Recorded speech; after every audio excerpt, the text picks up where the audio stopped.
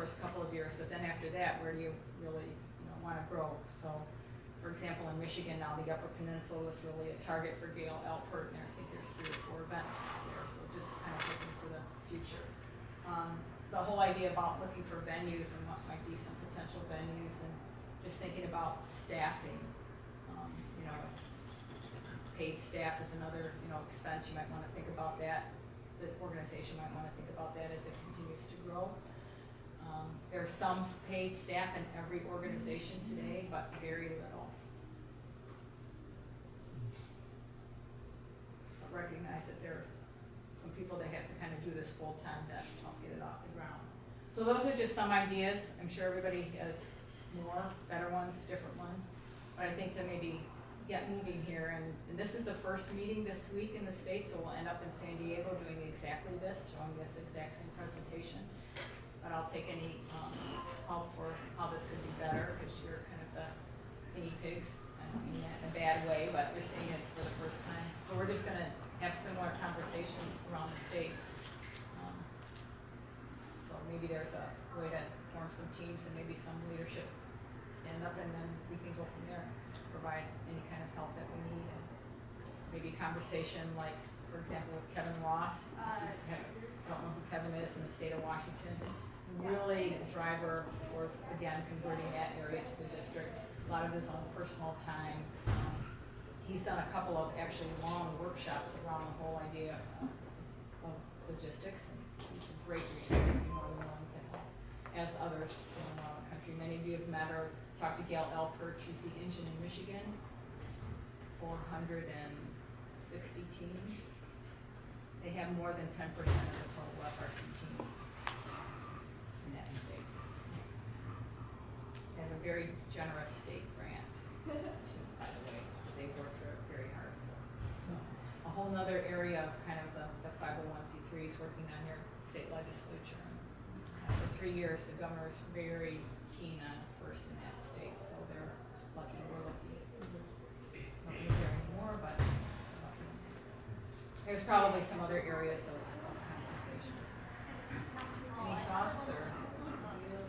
I had a question. You mentioned Texas is breaking up some of their bigger regionals and establishing a couple of other smaller events, and I noticed just from registration from this year that they do have significantly more events than in the past.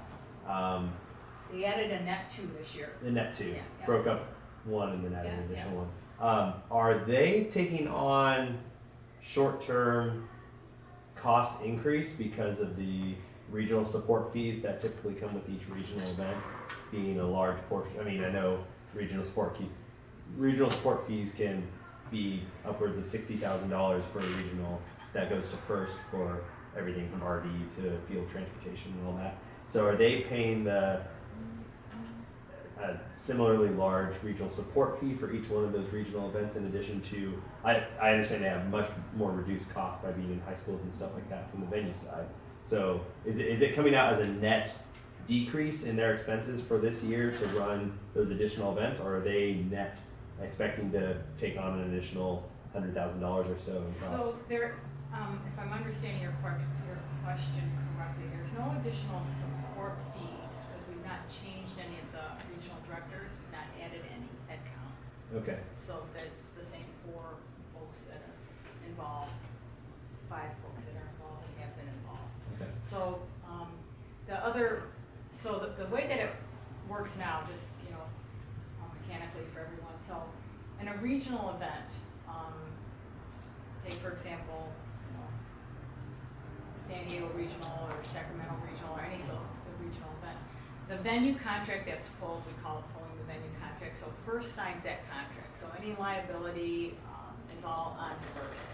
First signs the catering contracts. We sign a contract for pipe and drape, for the disc jockey, for the EMT. We sign all of those contracts. So in the district, in the model in Texas this year, Michael, to answer your question, we'll continue to do the same thing. Mm-hmm. And so we sign those contracts, and the regional or the sponsorship dollars go to offset those expenses 1 for 1. So there's no, and you bring up an interesting point. So when it first passes through any kind of grant dollars or this $1,000 or any pass-throughs that we provide to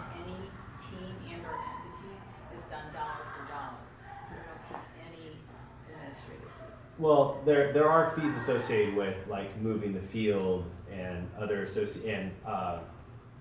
not in the, that's not in the sponsorship, so that's part of the team registration fee. that doesn't come out of the regional budget. Supporting the regional director comes out of the regional budget. Correct. Okay, Correct. and that would be called the regional support fee. That, if, on the P and L, we call that, regional office support. Okay, okay. But, so you're bringing up a good point, the moving of the fields, all the back office stuff, the engine known as first, the grants, all that administration, that's the kit of parts, which again, that can, depending on our in-kind donation, which we're very fortunate still, that kit of parts value can, go up or drop dramatically, anywhere from 18 to 26. So there's no charge to the regional for an additional truck that might have to show up or something like that. Okay. I think I was just curious because in thinking about it in the past, I was brainstorming. Well, as kind of a middle ground, kind of what Texas is doing, running more smaller events. They're not yet at the district, full scale district breadth of events, but they're at least scaling down events and having more of them to transition. I think that was, in my mind, that was one of the big stoppings. I didn't know if the regional office support fee would scale up with those events, or if it's broken up by how many RDs are in there. So if you have, if you have 7 events and 5 RDs, you pay for 5 RDs worth of regional support fee, and then if you have 20 events with 5 RDs, you still pay 5 RDs worth of regional support fee. It could just get broken up. And like in across this more stage, regionals. we haven't added additional headcount here and just continue to add events. So. And I think Roseanne mentioned it before too. It's the what goes into the regional is the regional cost. It's the 3 main things are the venue, catering, and production. So like what Show Ready does, or the screens and the speakers and stuff like that. And Gabrielle's also bringing up something else for clarification. Show Ready events. You probably know all the folks that help put together the event. That event management person or entity kind of goes away in the district model, but the regionals are not charged a fee for that service. Again, that's not part of the cost at all. And one of the things that Texas is working really hard on, they started doing it last year and this year, is really reducing their costs. They really changed the AV package this year for all the regionals, really driving that cost down. So they're kind of doing the right things and getting more in-kind donations, getting universities involved. How does that first year budget that you put up there compare to the current regional budget? Is there, we have a current budget for all the regionals in California, I assume, right? How do those 2 budgets compare? So it's not necessarily an apples to apples comparison, so to speak. So the regional P&Ls this year, I think we'll need a little over $1 million probably to cover all the regional events this year. But they vary. It's not like we make one budget for all of California. Each regional would have their own budget separately. It costs significantly less to run an event in the Central Valley than it does in Sacramento. Right. Things like that. And for example, in San Francisco, so going into Jesuit High School is brilliant this year, but starting out already in a good place for an area to convert to a district. Relatively small event. There's a high school event in Arizona, one in a community college, or not a community college, but one in a university. And the university, I happen to be there for the first year of that event. They can't do enough for us in terms of in-kind and providing. It's kind of obvious that a university would want our students and parents there captive for a couple of days. There's kind of opportunities, but again, in this little 6-week kind of competition schedule known as first, all the magic's got to happen. No basketball games, no other event. And as the economy has improved, it's been very difficult to work our schedule. Where we've been in places for years and years, now all of a sudden something that might be a little bit more attractive, right? Because it might be a bigger audience and venue. We've had to move some of our locations, so we've seen that change, especially in the last couple of years.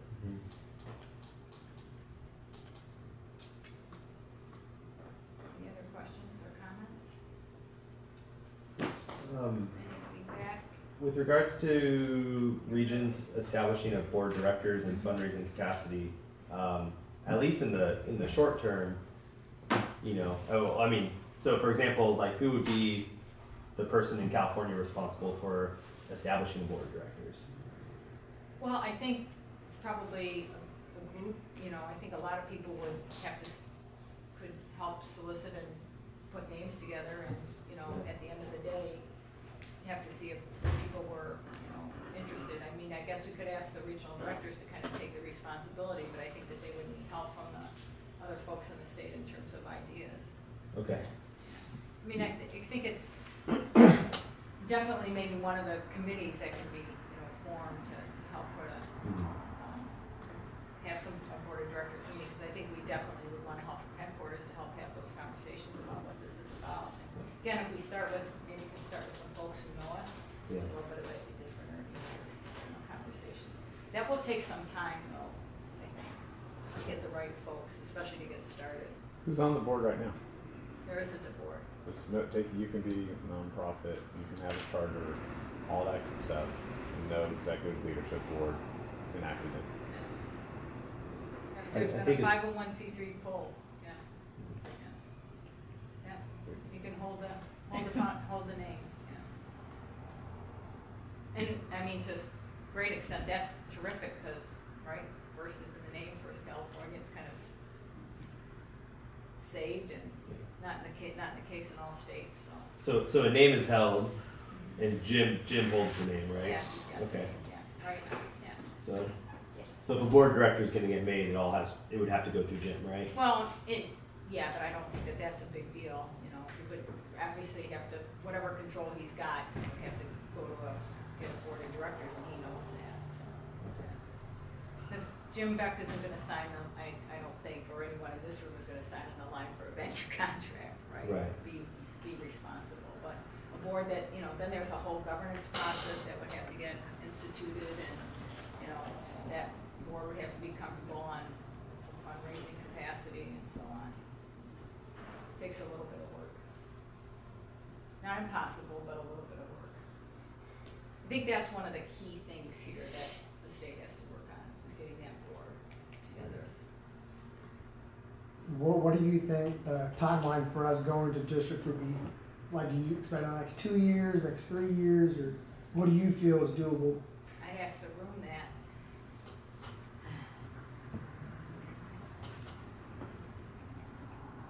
Well, then I'll pose it this way to you.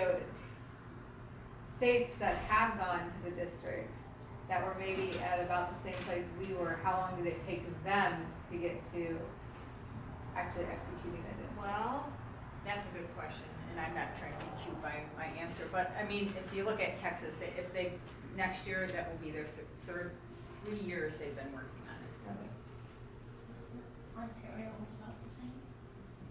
Yeah, Mark was really conservative, yeah, he was very conservative.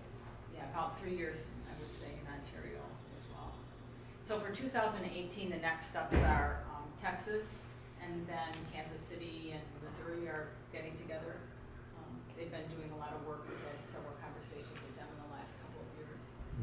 They're trying to put their boards together. They already have a kind of a board of directors, if you will, so the challenge there is bringing 2 boards together, which actually was the challenge in the Pacific Northwest as well. They had a very strong executive advisory board in Oregon, which was not a 501c3, but a very strong executive advisory board led by one of the main sponsors there, Autodesk, but a 501c3 entity in Washington, and getting those 2 groups together was not necessarily the easiest task, but they're beyond that now. So that's another challenge to bring 2 distinct entities together, which is why I think it's great in this state that you have the opportunity to kind of have one group. Could we follow through on a plan without RDs working towards districts in California? So without RDs actively working on the board or working for the board, is there any way for an entity outside of regional directors to make districts happen in California? Or or RDs have to be on board to make it happen? Well, is there a reason why you wouldn't want that? No, I'm not saying, no, I'm asking just for the sake of, like RDs have to be a part of the Would think of the you, equation, yeah, would right? think you'd want them to be, yeah. Yeah. Definitely. No, I Yeah. absolutely would be. I think the question is more, you You wouldn't know, wanna start out to be device, kind of separate, right? Well, are you talking more in terms of workload? yeah, Like trying to I'm talking get well workload. workload and also nothing in first in California official can happen without regional directors and California's blessing to make it happen, right? So Well, I feel like I've always felt like we're at the mercy of regional directors being on board to transition to districts, and if they're not on board, it can't happen in California unless the okay, paid then I first staff. I understand Is that true? The paid first staff in California need to be the people that are on board before it'll Well, happen in California. And I think they are on board, so if I can say that. Okay. I think that they are on board, and I think that everybody has their own opinion, like probably in this room as well, as to whether or not this is a good idea for teams or not. But all the regional directors are on board, I think, in this state. They've all told me to make it happen, but I think the concerns are the concerns of the regional directors as well as they are in the room, enough fundraising capacity, the right organization, volunteers. So I think everybody shares the same concern, but I don't think anybody's putting up any roadblocks to not make it happen. Haven't really seen that anywhere, actually. So another question: if we're running our regionals in the red because we're upwards of 1 million and we're not bringing in $1 million, would headquarters prefer that we go to districts because we're saving costs at that point over the regional model? Actually, no, Okay. because we don't want to see anybody fail. We want to see everybody kind of set up for success. Okay. So yeah, it isn't certainly not the thinking that, well, yes, let's let them afloat, and that's kind of better all the way around. No, we wouldn't want to see that, which is why, just having being confident in the revenue stream is important. Just want everybody to be successful. Not that if there was any problem in any given year, that first one helped, nobody's gonna fail, we're not gonna let anybody fail either. But, part of this is to, transition this model to, local ownership and grow the program and, all of those things that are benefits, I think, to the area and to the teams. So I guess question, since now we have a lot more information, is our next step for all of us to talk to Janet and Jim, or what is our next step for us as teams? So I would say, yes, definitely talk to Janet and Jim, but maybe there's a couple of people who might be willing to, so those ideas on kind of working teams are just ideas, but maybe there's a couple of folks that can get together kind of in this part of the state. We'll have the same conversation in the southern part of the state. That might say, hey, well, I'll kind of maybe lead this effort, or I'll take this particular task on, and get together a working group that includes the regional directors, and try to put together a plan and timeline on moving forward for 2019 or 20. I think 18 is a stretch. I'll just be. And isn't there a certain timing that you would have to let headquarters know? Yeah, I mean, so I can't believe it, but right now, we run a fiscal year July 1st to June 30th, and so we're halfway into the fiscal year. We're starting to plan for 2018, which is why I have to kind of know for budget approval who's going in 2018. It doesn't seem possible, but we can work that out. But I think to answer your question, I think if some folks could get together and maybe there's a couple of folks in this room, and we're going to be in San Jose tomorrow, and say, hey, and you've done a lot of work already, Michael, maybe there's some leadership to provide there and say, hey, we need these teams, there's some people lead them, I think you implied it in your paper too, and put that working group together, and then, we can help. The person that comes to mind, at least on the logistics side, is maybe Mark Kritz and Miriam, you can as well, help lead these teams, but I think that's what has to happen. Maybe even before that, maybe you'd like to have more detailed discussion with, someone who's already running it, like the neighbors in Washington, might be helpful as well.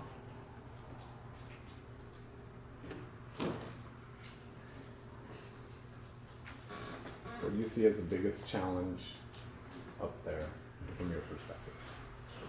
In general? In general. Well, I think, again, finding a, board of directors are getting some leadership and someone obviously who supports our mission, I don't think that'll be difficult, but would have the time to give us, so we can launch, and then I think second would just be the fundraising. And believe me, there's a lot of good work here, I'm not trying to hope, if I implied gloom and doom here, I did not mean to do that at all. But it just seemed to have regular capacity or a steady, consistent capacity or revenue stream would be. So I think those two things are probably the biggest hurdles. I think you've got everybody else, probably knows all the other things we've got. And once you have a good board and stuff too, a lot of times, depending on the people, they can open more doors to sponsorship. And then also a lot of times I found in some of my areas, they're able to bring on other people that you may have not thought of. Good point. Yeah, a lot of resources maybe haven't thought of yet.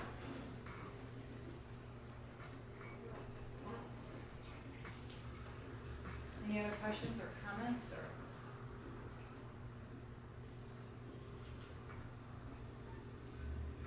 So I don't have it up here, but a question about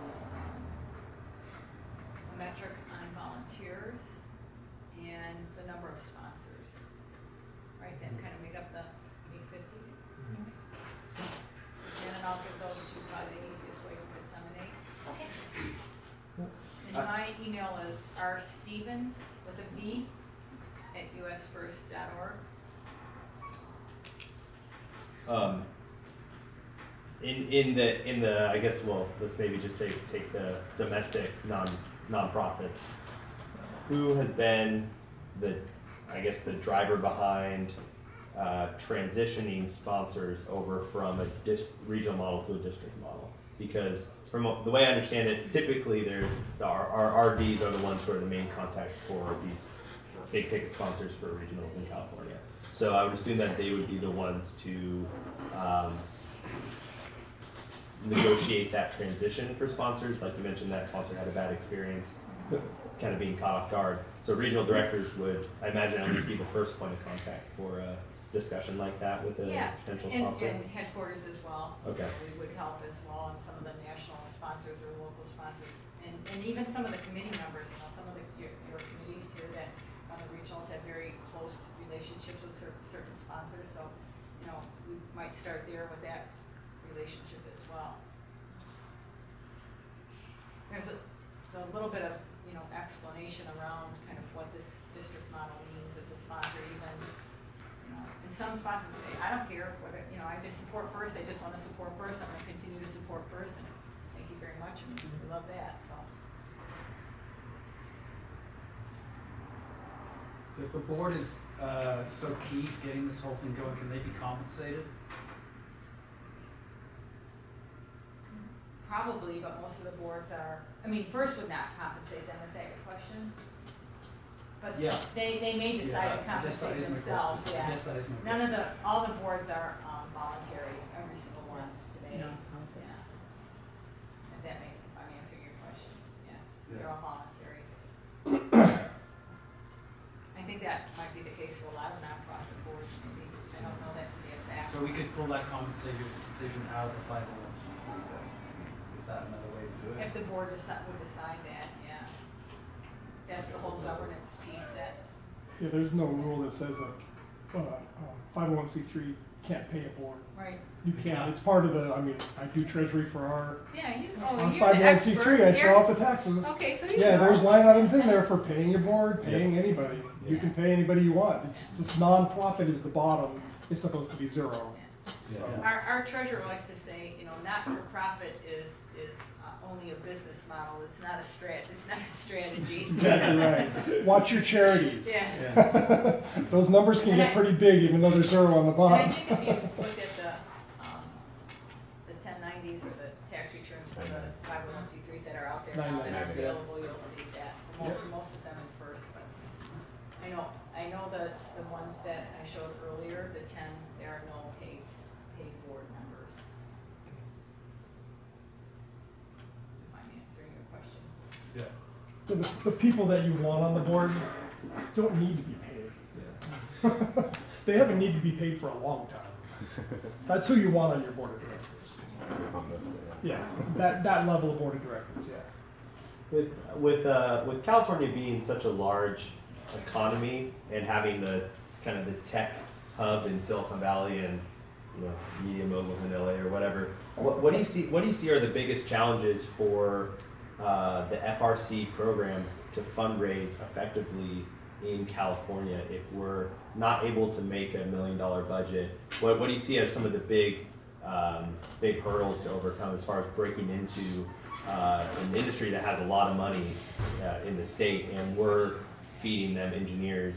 I mean, that's what we're trying to do at least. So, what do you see as the big barriers to breaking into such a lot of potential? Janet, you want to comment? Your experience? Probably exposure. A lot of those entities that use your engineers may not even realize that, that we're building those engineers with the first program. Resources, Yeah. right? I mean, it's a full-time job, just like any other to Yeah. kind of fundraise or So sell. you're I mean, kind of selling marketing first, yourselves. really. It's a term that we don't use too often, right? We're selling first, because all of us who are involved and exposed to it think, well, what's so hard to understand about why this is so wonderful. But getting a contact, just like anything else, getting to the right person. Yeah. you know, Getting that foot in the door. Getting your foot in the door, right? Just like many of you are probably in sales now or sales for your company, it's a long process, it's no different. Finding the right hook, where that philanthropy is, it's all over the place. But we're finding, interestingly enough, that a lot of success can be through in some of our sponsors, the HR department. Because, they're all workforce development, and so that's always a hook, can be a hook. Thinking about some industries that traditionally we might not have thought of, like the utilities, for example. Florida Power and Light is a sponsor down in South Florida, but we maybe don't, it's a whole other market to think about. Financial institutions, using all the technology. So I don't know if I'm answering your question directly, Michael, but it's a full-time effort, I think, and a concentrated effort. I mean, there's part-time, full-time people. Interestingly enough, in all of the volunteers, of which all of you are, the only paid staff First really has are regional directors, and that is a part-time position. Not impossible job, a lot of resources. But again, a lot of the committees, probably our committees have all sorts of potential, maybe some contacts that can help us as well if we think about it. Maybe somebody has to, help open the door. What about, I heard something about a new staff person in California doing sponsor development or something like that. Is that the case, and how would that possibly play into a transition? So definitely, so her name is Cassie McIntyre. She works for Mark Giordano, who's the VP of Development. And Mark actually lives in Portland, Oregon. So he'd be more than happy to come and talk about sponsors and sponsor ideas at some point in time. So Cassie's helping us fundraise in Southern California, and definitely would play a role in the state to help us fundraise. She's relatively new to First, so we're looking for some capacity there. We did have a couple other people. So First is playing a little bit with the model of having development people outside of headquarters, if you will, not located in headquarters. I mean, I don't live in Manchester, New Hampshire any longer, so there are several employees now that are all over the country. And we had a couple of other development directors. One was located in Illinois and the other in Atlanta. So we're looking at if that model works. They're no longer with the company, but we're looking at if that model works to help fundraise and take advantage of opportunity, recognizing that it's a specific skill, or can be a specific skill to do selling. Good. Would that person's an employee of First headquarters. Would that person have